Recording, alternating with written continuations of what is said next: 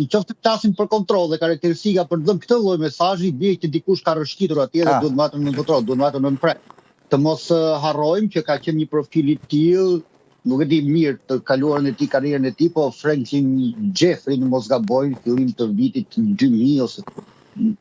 pra një ambasador i rënd, shumë i rënd, sa edhe kur kalonte duket sikur e bënte hijen dy fish. Pra mesazhet, pastaj ka pasur ambasador që ne i dim fare mirë, po për mua mesazhi është i tillë që nëse është ky për t'u dhënë, dikush ka dalë nga binarët. Ose të paktën mendojnë që të thotë kujdes mos dil nga binarët, dhe dyta për aspektin e sigurisë rajonale, përderisa kemi mesazhin për sigurinë e vendit ku shkon dhe të rajonit, do të thotë që interesi i Shtetit Bashkuar është aq i lartë sa është mesazhi edhe për të tjerët, pa në mos qoftë për Shqipërinë është edhe për të tjerët. Megjithatë është shumë e rëndësishme për mua që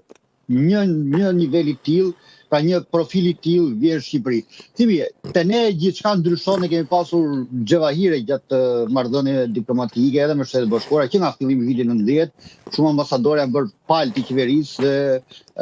askush nuk përjashtohet që mund të ndodhë përsëri, por profili i njeriu të tillë është i ndryshëm nga profili i diplomatit zakonshëm apo që mund të ndjek përpikërisht politikat e administratës. Ne kemi pasur edhe ambasadorë të tjerë që